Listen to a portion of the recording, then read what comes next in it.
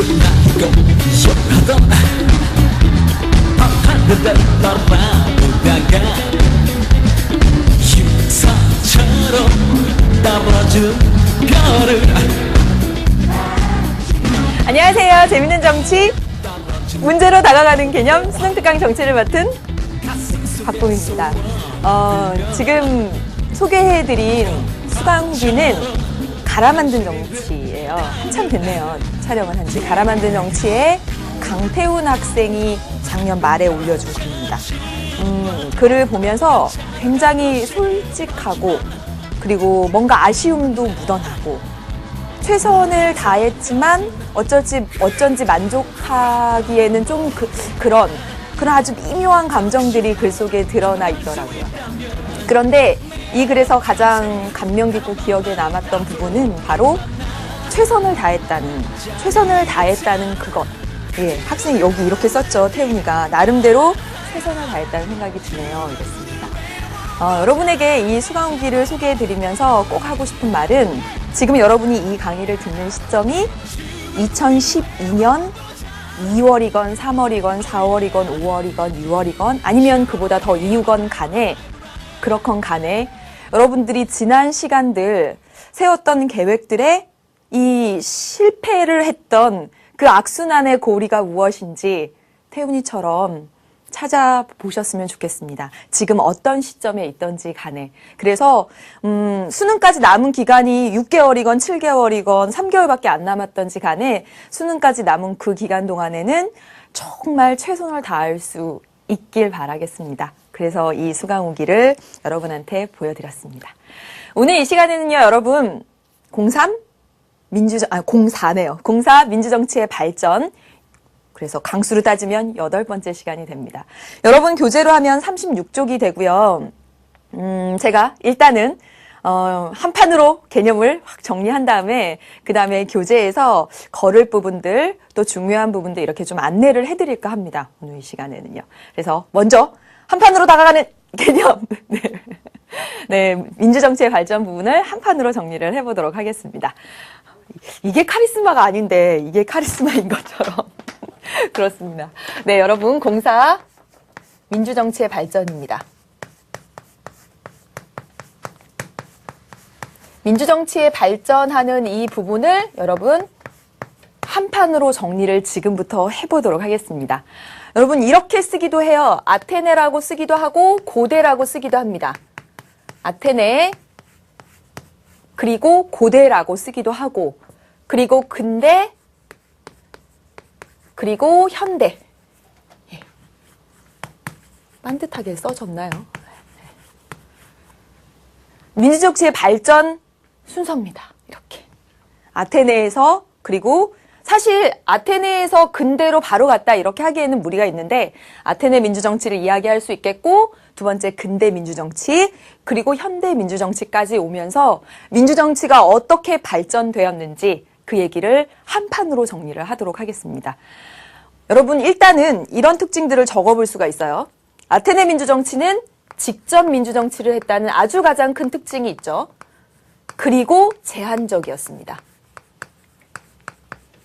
그 다음에 근대 민주정치는 이제 간접 민주정치를 하게 되고 역시나 제한적이었다는 특징이 있습니다.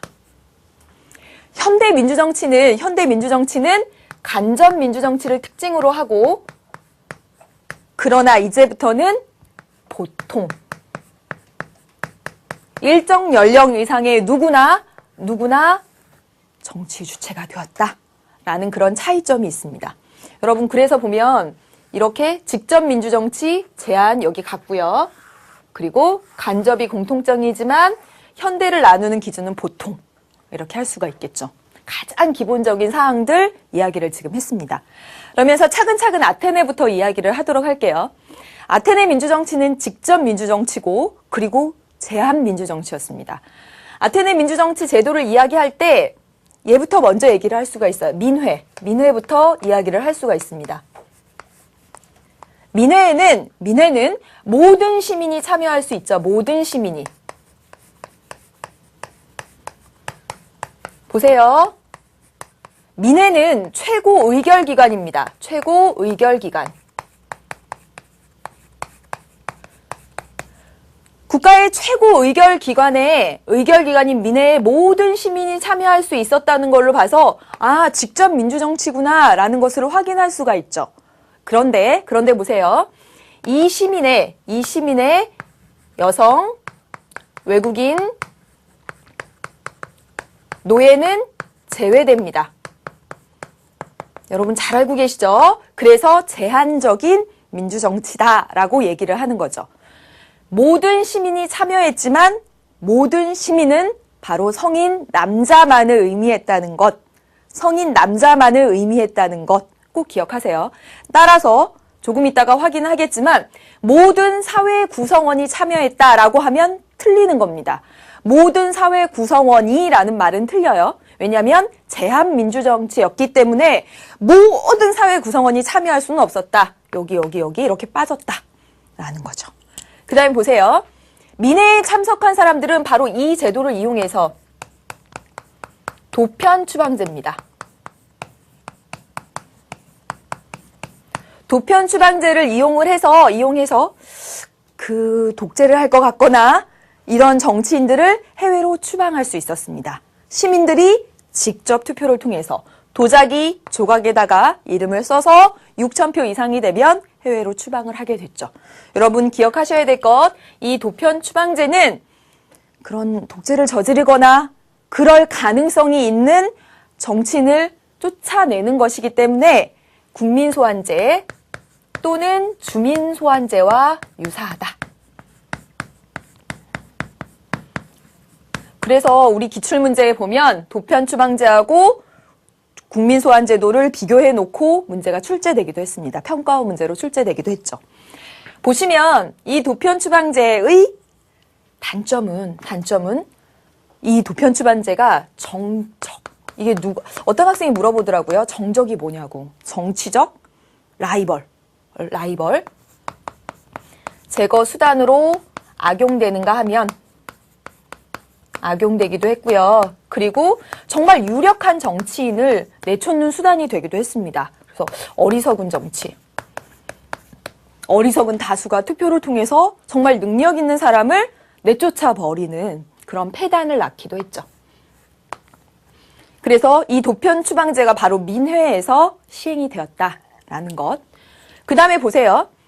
이 아테네 민주정치의 특징은 추첨과 윤번제도에 있습니다.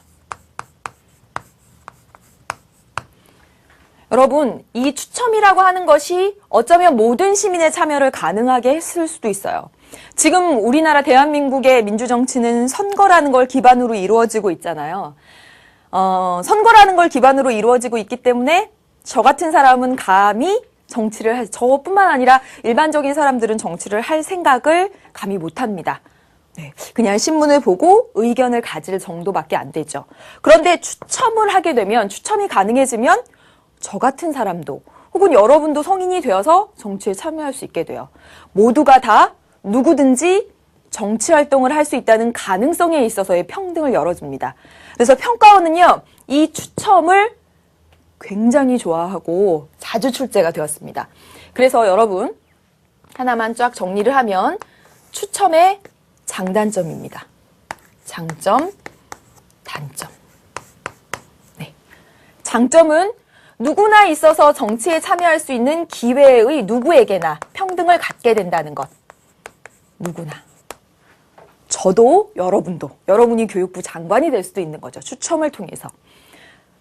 두 번째, 사회적 지위의 영향을 차단해요. 영향을 차단합니다.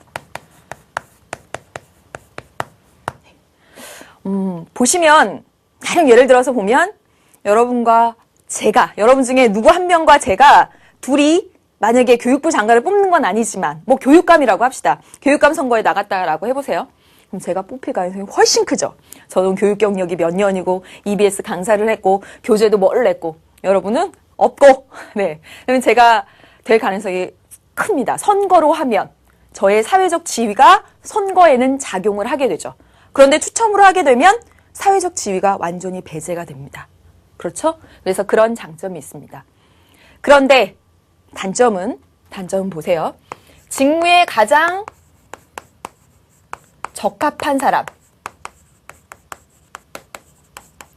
자의 선출이 어렵고 선출이 곤란하고 다시 이것을 표현하면 전문성을 보장하기가 어렵습니다.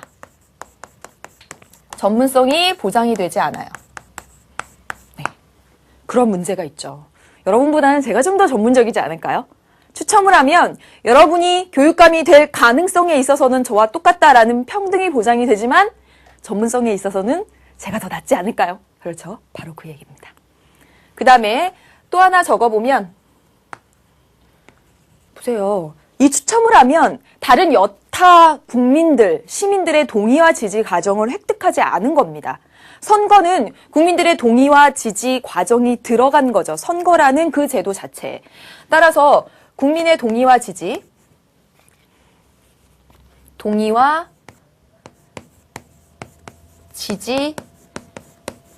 과정이 배제됐습니다. 네. 이 동의와 지지를 우리 같은 말로 뭐라 그래요? 정당성이라고 하죠. 국민의 동의와 지지를 정당성이라고 하죠. 정당성을 획득하는 과정이 배제됐다는 것. 그것이 바로 단점입니다. 네. 여기까지 이렇게 지금 봤습니다. 한 번 더 여러분 저기 자료를 통해서 얘기를 하겠지만 한 판으로 정리를 해야 되니까. 기관이 더 있습니다. 여러분 민회가 있고요. 또 네, 평의회가 있고 그리고 재판소가 있습니다. 모두 이 기관들의 시민들이 참여를 했고 그리고 하나만 주의할 것, 이 평의회는 여러분 의결기관이 아닙니다. 의결기관은 민회죠. 최고 의결기관은. 의회라고 써 있어서 그렇게 착각을 하시면 안 됩니다. 따라서 대의제도 아닙니다. 대의제, 대표기관도 아니다라는 얘기입니다. 그래서 여기 기억하셔야 될 것. 아테네에 관련해서 지금 이렇게 정리를 해봤어요. 아테네에 관련해서 가장 기본적인 거 직접이고 제한이다. 이 민회라는 곳은 최고 의결기관인데 여기 모든 시민이 참여한다. 그런데 모든 사회 구성원은 아니다. 그래서 제한적인 민주정치라고 한다라는 것이요. 민회에서 도편추방제 운영되고요. 국민소환제와 비슷합니다. 그리고 추첨을 통해서 평의회 또는 재판소를 구성합니다. 여러분 추첨의 장단점까지 이렇게 보았습니다. 그러면 이제 근대로 갈게요. 이걸 저쪽에다 쓸 걸 그랬나 보네요. 네, 이 노트에 쓸 때는 제가 딱 연습할 때는 됐는데. 네, 이제 근대를 볼게요. 근대를 좀 벌려야 되겠습니다. 이 아쉬울 때가. 네, 근대. 네, 그래서 간접이고 제한입니다. 여러분, 근대 민주정치는 무엇부터 얘기할 수 있냐면 절대 왕정으로부터 이것에 저항한 시민혁명, 여기서부터 이야기를 할 수가 있습니다. 시민혁명부터 이야기를 할 수가 있어요. 선생님이 교재를 보면서 조금 있다가도 말씀을 드리겠지만 3대 시민혁명이 있죠. 3대 시민혁명에 몇 세기에 어떤 왕이 어떤 문서를 이런 거 절대로 암기하실 필요가 없습니다. 솔직히 이런 말씀 드려도 되는지 모르겠지만 이 수능특강 교재가 작년보다 훨씬 더 내용이 풍성해지면서 사실은 저런 내용들을 다 알아도 되지만 여러분이 필요 이상으로 암기할 거리들을 이렇게 너무 많이 나열된 것이 아닌가. 그래서 제가 조금 이따 가지를 좀 쳐주려고 합니다. 네, 그럼 보세요. 절대 왕정에 저항한 시민혁명으로부터 근대 민주주의를 이야기할 수가 있습니다. 그렇다면 여기서 알아둘 것, 우리 시민혁명이 일어나게 된 사상적 배경. 이건 알아둬야 돼요, 여러분. 보세요. 첫 번째, 천부인권 사상입니다. 인권 사상 또는 어떻게 얘기하냐면 자연권 사상이다라고 얘기합니다. 듣고 바로 이해해 버리세요. 네, 그 이상도 이하도 없습니다. 뭐냐면 하늘이 부여한 인권을 우리는 가지고 있다. 자연스럽게 우리는 생명, 자유, 재산 등에 대한 신체에 대한 권리 등은 자연스럽게 가지고 있다. 그런데 왕, 왜 제한하고 왜 억압하고 왜 강제하는 거야? 바로 그 생각. 천부인권 사상이 시민혁명의 사상적 배경이 됩니다. 아셨죠?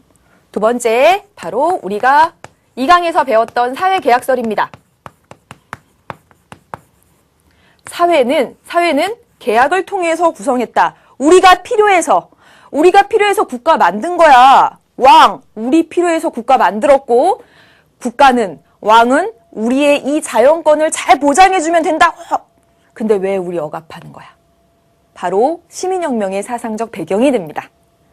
그렇죠. 세 번째, 계몽사상이에요. 계몽사상. 선생님이 계몽사상 같은 말 뭐라 그랬죠? 깨우침 사상이다 라고 얘기했어요. 깨우쳐. 지금 얼마나 불합리한 일을 당하고 있어. 깨우쳐. 너는, 우리 모두는 이성이 있는 존재야. 뭐가 그른지 뭐가 옳은지 깨우칠 수 있어. 깨우쳐요. 깨우쳐 보니까 불합리하죠. 시민혁명이 일으킨 사상적 배경입니다. 크게 이렇게 세 가지 생각하시면 돼요. 세 가지 생각하시면 됩니다. 그리고 나서 이제 시민혁명이 일어났고, 사상적 배경들, 시민혁명이 일어났고, 3대 시민혁명이라는 것이 일어났습니다. 선생님, 과감히 생략합니다. 과감히 생략해도 돼요. 개념 강의에서 배웠던 그 정도까지는 물론 학습을 할 필요가 있고, 우리 교재에 나온 자료들 통해서 또 뭐 권리장전의 내용, 프랑스 시민혁명의 그런 자료들 통해서 그 정치적 의의를 말씀을 드리겠지만, 시민혁명, 프랑스 혁명이 일어난, 명예혁명이 일어난 그 시대적인 과정, 이런 것들을 암기하실 필요는 절대로 없다는 것입니다. 네. 시민혁명이 일어나고 나서 사람들은 생각했어요. 그래, 우리의 자연권, 이런 것들을, 자유와 평등 이런 것들을 보장받아야 되겠다. 그런데 왕, 못 믿겠네. 법에다가 써달라고 그래야지. 그래서 여러분 그게 뭐냐면 입헌주의입니다.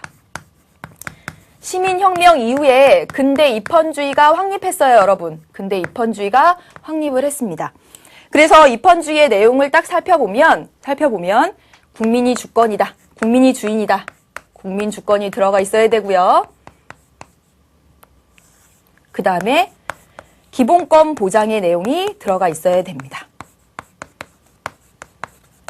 우리가 이런 시민혁명을 통해서 획득한 우리의 권리, 그리고 이런 것들을 법에다가 딱 명확히 써놓고 보장받아야 되겠다라고 하는 것이 입헌주의고, 따라서 이 입헌주의, 여기 법에는 기본권 보장의 내용이 들어가 있어야 합니다.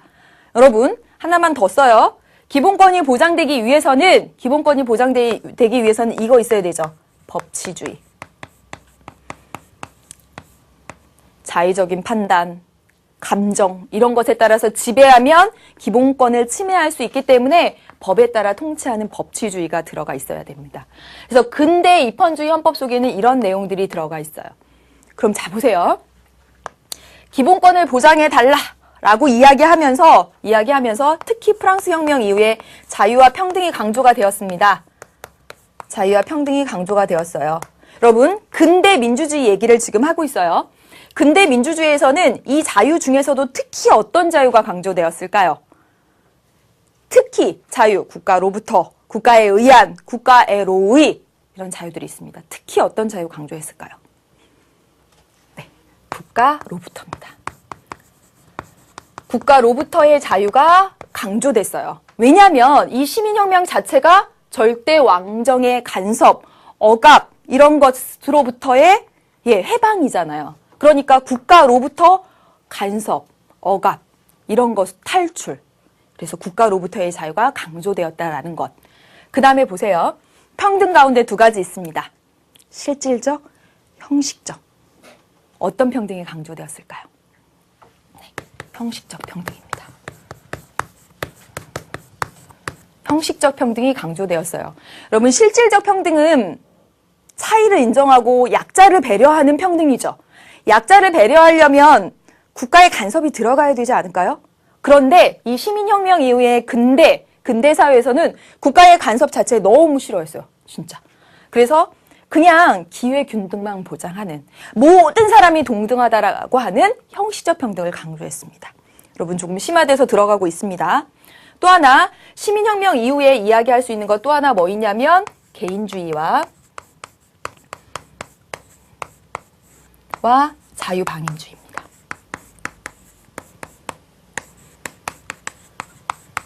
방임주의가 강조되었습니다.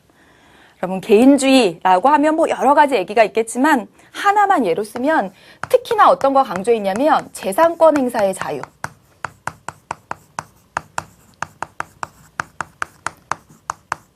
강조했고요. 그리고 여러분 자유방임주의입니다.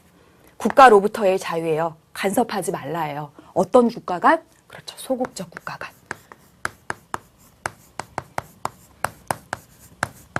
여러분 수능 특강으로 넘어오면서 차이점은 다른 중단원들과도 계속 이렇게 엮습니다. 이야기를 엮어가요.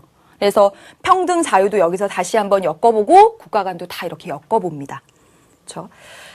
이제 마지막으로 한계점 얘기만 여기다 조금 해보도록 하겠습니다. 한계는 두 가지 얘기할 수 있어요. 일단 여기서 보세요. 시민혁명 이후에 왕이 주인이 아니라 국민이 주인이다. 국민주권을 이야기했죠. 국민주권을 강조했지만 실제로는 근대 민주주의를 우리 제한적인 민주주의라고 부르는 이유는 사실상 돈 있는 사람들의 주권만 인정된 측면이 있었어요. 즉 부르주아의 권리만 인정된 측면이 있었습니다. 실질적으로 따져보면. 또 하나 자유 평등을 강조했지만 평등을 강조했지만 사회적 약자 배려는 부족했습니다. 배려가 안 됐죠. 네. 이런 한계가 있습니다. 선생님이 보통 그 개념 강의를 찍을 때는 뭐 이렇게 색깔별로 해가지고 중요도로 이렇게 맞춰서 하는데 여러분 여기서는 이게 써 나가면서 그때그때 구분이 쉽게 이렇게 색깔을 하는 거니까 이 노란색은 별로 안 중요하고 막 빨간색은 중요하고 하얀색은 뭐 그냥 바탕이고 이렇게 생각하지 말아주셨으면 좋겠습니다. 이제 여러분 마지막이에요. 뭐냐면 바로 현대로 넘어오게 됩니다. 현대는 가장 큰 특징 어떻게 얘기할 수 있다고요? 간접이고요. 직접 할 수가 없는 상황입니다. 그리고 보통이었습니다.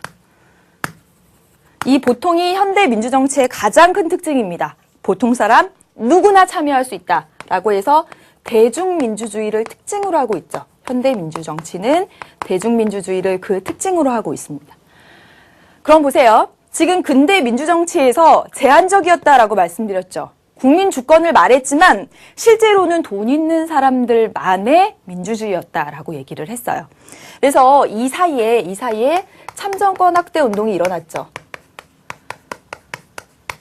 확대 운동. 대표적으로 두 가지 얘기할 수 있는데 하나는 차티스트 운동.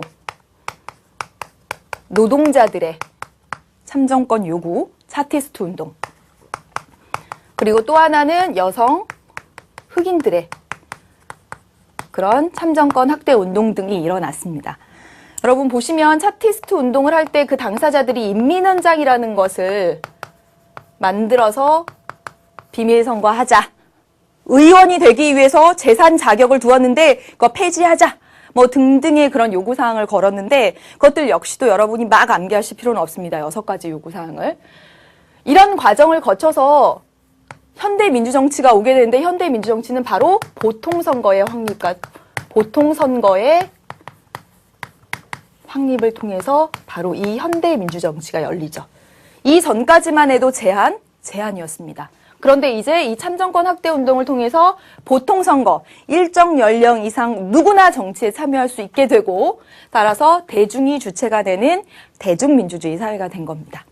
대중민주주의 사회에서 중요한 것은 대중이 주체가 되었어요. 그런데 직접 못하고 간접할 수밖에 없는 상황입니다. 따라서 대표를 뽑아요. 그렇다면 대표가 잘하고 있는지 아닌지 참여하고 관심을 갖는 거죠. 이게 중요합니다. 여기까지 했어요. 그럼 여기까지 한판으로 정리를 했습니다. 보세요. 아테네, 근대, 현대입니다. 그리고 각각의 이렇게 강조했던 사항들을 지금 선생님이 쭉 한 대로 여러분 스토리로 이렇게 기억을 해주시길 바라겠습니다. 여러분, 지금 여러분 교재를 한번 보겠습니다. 여러분 교재 36쪽이에요. 이제 차근차근 여러분 숙제도 점검하고 그렇게 될 텐데 36쪽에 딱 보시면 제일 위에 아테네 민주정치의 성립 이렇게 있습니다. 그래서 왕정, 귀족정, 금권정치, 참주정치, 민주정치 이렇게 있습니다. 아테네 민주정치를 이해하기 위해서는 이런 역사적 과정을 통해서 저희 보시면 페이시스트라토스가 또는 페리클레스가 막 이러면서 막 나와 있습니다. 한번 읽어보시는 것까지는 아테네 민주정치를 이해하기 위해서 좋지만 여러분 절대로 암기하실 필요 절대로 없습니다. 과감히 한번 눈으로 보고 그 다음에 여러분 또 넘겨서 36쪽의 제일 아래 보시면 시민계급의 성장이다라고 돼 있어서 5번까지 나와 있어요. 그래서 르네상스 종교개혁, 항로개척 이런 얘기들 있잖아요. 이런 얘기들 역시도 한번 읽어보시고 절대로 암기할 필요 없습니다. 네. 또 하나 37쪽에 가서 가운데 보시면 대표적 시민혁명, 명예혁명, 미국의 독립혁명, 프랑스혁명 나와 있죠. 연도랑 순서가 쫙 나와 있습니다. 중상주의 정책, 보스턴 차사건, 강경 대응, 대륙회의 개최 막 이렇게 나와 있습니다. 절대로 암기하실 필요가 없습니다. 시민혁명을 통틀어서 시민혁명을 일으킨 사상적 배경과 그 정치적 의의, 선생님이 정리한 딱 저만큼만 하시면 됩니다. 과감히 한번 읽어보시고 넘기시면 되고요. 역시나 뒤로 넘겨서 38쪽입니다. 38쪽에 보면 차티스트 운동이 나와 있고 가운데 보시면 대표적인 근대 시민운동의 차티스트 운동이 나와 있고 그리고 그 아래 프랑스의 근대 시민운동이 나와 있습니다. 분명히 차티스트 운동은요. 2월 혁명의 영향을 받았습니다. 프랑스는 저렇게 노동자에게 선거권을 주는데 우리 영국은 뭐 하는 겁니까? 그 정도예요. 그거 이상으로 해서 7월 혁명, 자유주의자들의 시민들 봉기, 2월 혁명, 쭉 이렇게 돼 있잖아요. 안 하셔도 됩니다. 네. 이 부분을 공부할 때 세계사적 배경이 필요한 건 맞습니다. 그런데 절대로 그것들을 암기하려고 하시면 하등에 도움이 안 된다. 네. 정치를 풀 때는 암기 분량만 많아지고요. 네. 그래서 그 말씀을 드렸고요. 시민혁명 관련해서는 여러분 다음 시간에 39쪽 그리고 40쪽에 나와 있는 심화 탐구 자료도 이렇게 분석하면서 이 정도 선까지 아시면 됩니다라고 선생님이 또 안내를 해드릴 거예요. 네, 그래서 여기까지 봤고요. 이제 어떻게 출제되었는지 확인을 좀 해보고 그리고 차근차근 문제로 다가가는 개념 여러분에게 나눠드린 그 내용들 정리를 해가도록 하겠습니다. 네, 보시죠. 여러분 보시면 수능을 한번 보세요. 수능을 보시면 아테네, 근대, 현대 민주정치의 발전을 했는데 수능에는 아테네만 나옵니다. 아테네만 나왔습니다. 게다가 지금 여기 보시면 9월에는 비교하는 것이 한 문제 나왔었고 보세요.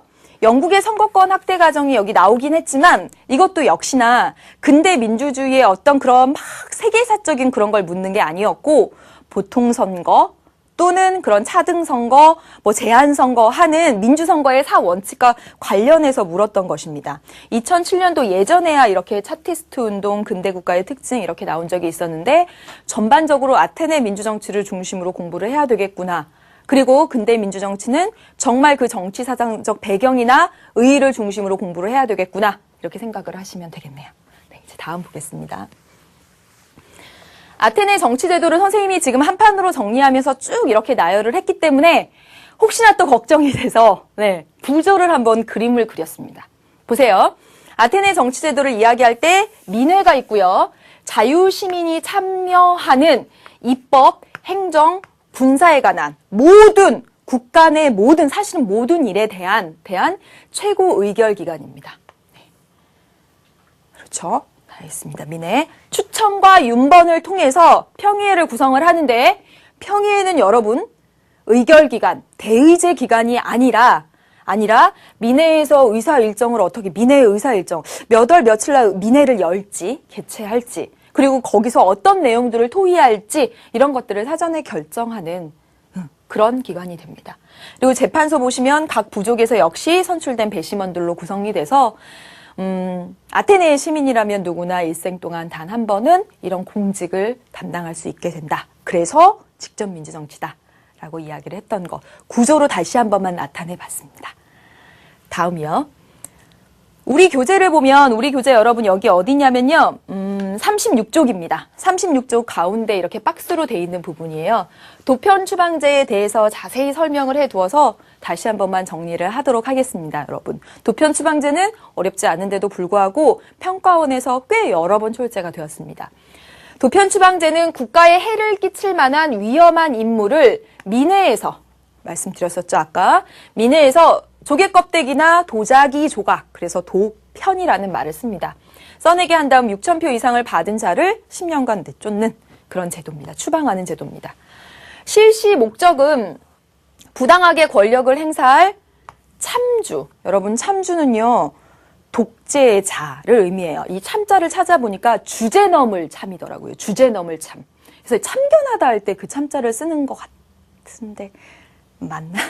주제 넘을 참자입니다. 아무튼 주제 넘을 참자. 주제 넘은 임금 이런 뜻입니다. 독재자의 출현을 방지하기 위함이고요. 역사적 의의를 보면 일종의 국민 소환 제도와 유사하다. 다다음 시간 정도의 국민 소환 제도에 대해서 다시 한번 말씀을 드릴게요. 그래서 시민이 국정에 직접 참여해서 정치 권력을 통제할 수가 있습니다. 그런데 문제점은 위정자들에 의해 자신의 권력을 유지하기 위해서 정적을, 정치적 라이벌을 숙청, 제거하는 수단으로 전락할 수 있다는 것. 유력한 정치인을 그냥 시민들을 이렇게 현혹해가지고 추방할 수 있다는 것. 그래서 어리석은 다수에 의한 정치를 초래할 수 있다는 것까지 했습니다. 이제 다음 볼게요. 이제 문제로 다가가는 개념, 자료에 주어진 내용들을 보도록 하겠습니다. 여러분 2011년 6월 평가원에 제시된 제시문을 통째로 넣었습니다. 이 제시문을 읽어보면 아테네 민주정치를 그냥 한 번에 이해할 수가 있습니다. 보세요. 선생님이 방금 요점으로 한 판으로 정리를 했고 방금 도식화해서 그림으로 보여줬고 그리고 여기 제시문을 통해서 다시 한 번만 확인을 하겠습니다. 보세요. 고대 아테네 민주정치의 민회는 시민이 누구나 참여합니다. 여러분 여기서 기억할 거 모든 사회 구성원이 참여한다. 이 얘기는 아닙니다. 시민입니다. 시민. 네, 성인 남자. 입법, 행정, 군사에 관한 사안을 심의하고 결정하는 최고 의결기관. 확인하셨던 내용이죠. 그리고 민회 언제 열리지? 민회에 제출할 안건 등을 결정하는 일은 추첨으로 선출된 시민들로 구성된 평의회가 맡았다. 잘 이해되시죠, 여러분? 평의회 나옵니다. 또한 시민은 추첨에 의해 일상적인 행정 업무를 담당하는 행정관이 될 수도 있었고 각 부족 단위로 또 추첨을 통해서 재판소의 배심원이 되어서 재판에 참여할 수도 있었습니다. 여기서 보실 것, 민회, 평의회, 재판소. 평의회는 의결기관이 아니다 라는 사실, 그리고 추첨을 통해서 추첨이 주요한 그런 공직을 선출하는 그런 수단, 제도가 되었다라는 것까지 확인을 할 수가 있겠죠. 다음 보겠습니다. 다음 자료는 2007년 10월 제시문입니다. 한 번 더 읽어볼게요. 고대 아테네에서는 민회가 수행하지 않는 대부분의 기능은 추첨을 통해서 선출한 평범한 시민들이 담당을 했대요. 추첨이 굉장히 일상적이었습니다. 추첨에서 선임된 사람은 취임 이전에 심사를 받았지만, 보세요. 추첨에서 선임된 사람은 취임 이전에 심사를 받았지만 이는 무능한 사람을 가려내려는 것은 아니었다. 다시 말하면 무능한 사람 못해! 이렇게 제한을 두는 것이 아니라 누구나 될 수 있었다라는 가능성의 평등을 이야기하는 겁니다. 가능성의 평등.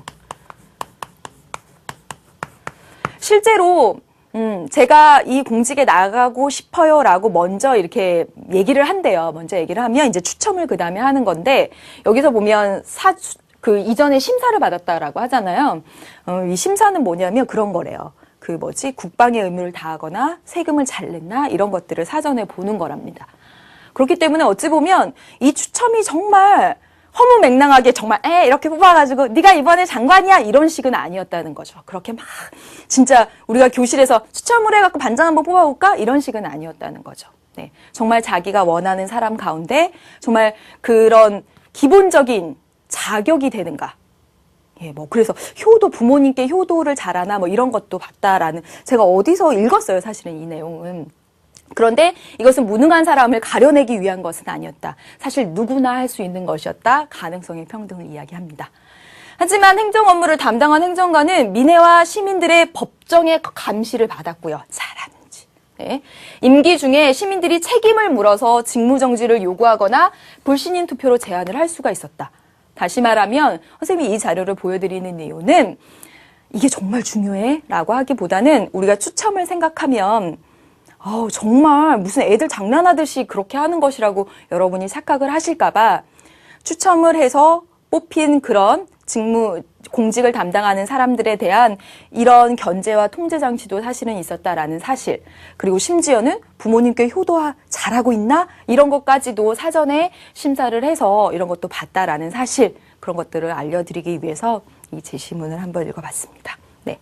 이에 아테네 시민들은 스스로 자신의 능력을 가늠해보고 공직 지원 여부를 신중하게 결정했다라고 했네요. 네. 되셨죠? 여기까지 봤고요. 이제 다음 보겠습니다. 볼게요. 이제 하나씩 볼게요. 하나씩. 평의회는 오늘날 의회와 같은 의결 기관이다. 맞을까요? 틀릴까요? 이제 확실히 아시죠? 확실히 아시죠? 학생들 의외로 많이 틀리곤 했습니다. 의결 기관 아니죠? 의회 아닙니다. 그렇죠? 대표 기관 아닙니다. 네. 의회라는 것의 자체, 의회가 있다는 건 간접 민주정치 하고 있다는 거고, 아테네는 직접 민주정치입니다. 그러니까 말도 안 되는 것. 민회라는 대의제 기구를 중심으로 운영하였다? 역시나 틀린 말이죠. 아테네는 직접 민주정치 했습니다. 대의제라는 말 들어가면 안 되죠. 틀렸습니다. 민회는 모든 시민이 참여하는 최고의 기관이다. 어때요? 맞는 말이네요. 모든 시민도 맞는 말, 그리고 최고 의결 기관 맞는 말입니다. 모든 시민이라는 말 틀리지 않았습니다, 여러분. 네. 여성, 노예, 외국인, 제외한 성인 남자만을 모든 시민으로 불렀으니까 자유민인 성인 남자, 자유민, 노예 뺐으니까 자유민 성인 남자, 이렇게. 그 다음에 보겠습니다, 여러분. 다음 볼게요. 여기 3개 이렇게 연결지어서 봤고요. 이제 다음 4개 한번 볼게요. 시민의 정치적 자유와 평등을 바탕으로 지배와 피지배의 동일성을 실현하는 정치를 지향한다. 맞죠, 여러분? 지배도 누가 하고? 시민이 하고. 피지배를 받는 것도 시민이 합니다. 선생님, 여성하고 노예랑 외국인은 지배 받잖아요. 지배와 피지배가 다른데요? 여러분, 그 당시에 노예나 여성은 어떤 사회의 한 일원으로 아예 생각도 안 한 것이라고 생각을 하면 돼요. 따라서 시민하고 시민, 지배도 시민, 피지배도 시민. 동일성, 직접 민주정치. 맞는 얘기가 됩니다, 여러분. 그 다음에 시민으로 구성되는 조직들이 입법, 행정, 재판 기능을 담당했을 것이다. 그렇죠, 여러분. 민회, 재판소 이런 것들 다 담당했고 민회 안에서는 행정, 군사, 세금 이런 일까지 다 보았습니다. 맞아요. 그 다음에 보세요, 여러분. 시민의 참정권은 능력에 따라 부여되었을 것이다. 여러분, 방금 전에 여러분 제시문 보셨죠? 방금 전 거 뭐라고 나왔었죠? 네, 넘겼으니까 여기 보세요. 뭐냐면 무능한 사람을 가려내지 않았다라고 했습니다. 가려내서 누군 안 돼, 누군 돼 이렇게 하지 않았다라고 했어요. 무능한 사람을 가려낸 적이 없다라고 했습니다. 물론 어떤 정말 사후적인 그런 견제 장치들, 통제 장치들은 있었지만 분명히 시민의 참정권이 능력에 따라 부여됐다? 이건 틀린 말입니다. 왜냐하면 보세요. 모든 시민이 참여할 수 있었기 때문에 이 말 능력에 따라라는 말은 아예 틀린 말입니다. 그 다음에 아테네에서는 국정심의와 법정의 참여는 여기 똑같은 얘기 나오죠. 2011년 6월 평가원이었고 2011년 수능에 보세요. 6월 평가원에서 이 선지 나오고 바로 그의 수능에서 이렇게 나왔습니다. 보세요. 시민의 신분적 등급에 따라서 결정된다. 능력 또는 시민의 신분적 등급. 모든 시민은 누구나 참여할 수 있다라고 보았기 때문에 여러분 이것도 틀린 말입니다. 다음 볼게요. 이제 추첨입니다. 추첨을 평가원이 진짜 좋아하더라고요. 추첨을. 그래서 평가원에 나온 선지들을 쭉 분석을 해보니까 다시 한번 크게 정리를 하면 선생님이 거기다 써두었습니다. 장점, 단점. 누구나 그 국정을 담당할 수 있는 기회를 똑같이 가진다는 점에 있어서 공평하다.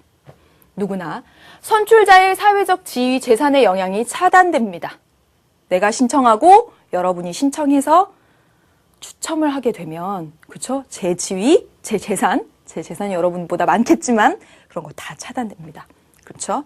단점은 전문성이 보장되지 않는다는 점, 직무에 가장 적합한 자를 선출하기 어렵다는 점, 동의 절차를 거치지 않았다는 점, 이것이 단점입니다. 방금 전에 보셨던 내용이고요.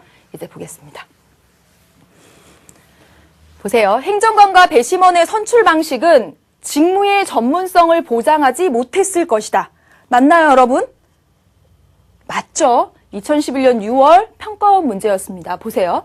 행정관과 배심원의 선출 방식은 뭐죠? 추첨입니다. 추첨은 전문성을 보장하지 못하죠.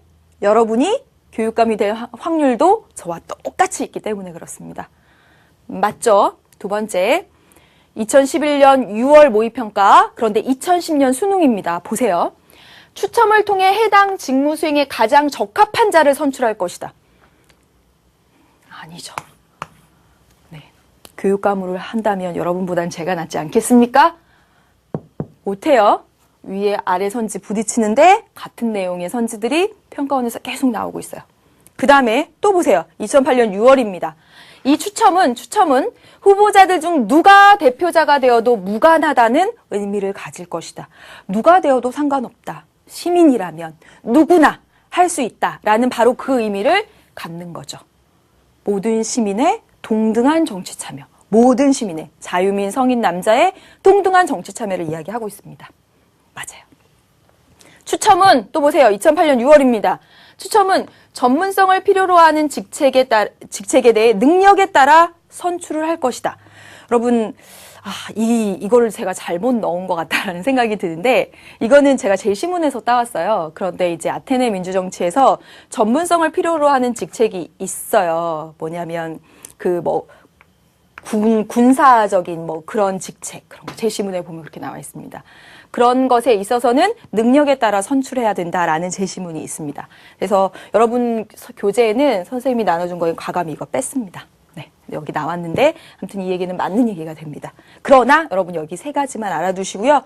이건 바로 제시문에 나왔던 내용이니까 2008년 6월 10번 문제 제시문을 한번 봐주시길 바라겠고요. 여기까지입니다. 여기까지. 네, 다음 보겠습니다. 보세요. 그 다음에 추첨 계속 나옵니다. 추첨은 선출되는 자에 대해서 시민의 동의가 필요한 경우에 적합합니까? 아니죠. 시민의 동의 절차를 배제합니다. 그렇죠? 네, 틀렸네요. 추첨은 선출되는 자의 사회적 지위나 재산의 정도가 선출에 미칠 수 있는 영향을 차단하죠. 그거 긍정적인 점이었습니다. 기억나시죠? 네, 2010년 수능입니다. 또 보세요. 추첨은 공직자가 될 기회가 산술적으로 평등하게 주어져야 한다는 것을 의미한다. 맞는 내용이죠, 여러분? 추첨이라고 하는 것은 누구나 공직자가 될 기회에 있어서의 평등을 의미합니다. 여러분이나 저나 맞는 내용이 됩니다. 그 다음, 시민에게 국가 사무를 담당할 수 있는 기회를 공평하게 제공할 것이다. 같은 얘기가 되죠? 네, 여기. 그래서 이렇게 정리를 해보았습니다. 이제 다음 볼게요. 근대 한번 보겠습니다. 이 제시문에 나타난 정치사상을 써보자 그랬네요. 모든 인간은, 선생님이 만든 거예요. 예. 모든 인간은 평등하게 창조되었으며 그들은 그들의 창조자에 의해 양도할 수 없는 권리들을 부여받았다. 여러분 여기까지 보면 뭘까요? 그렇죠. 천부 인권 사상이죠. 천부 인권 사상입니다.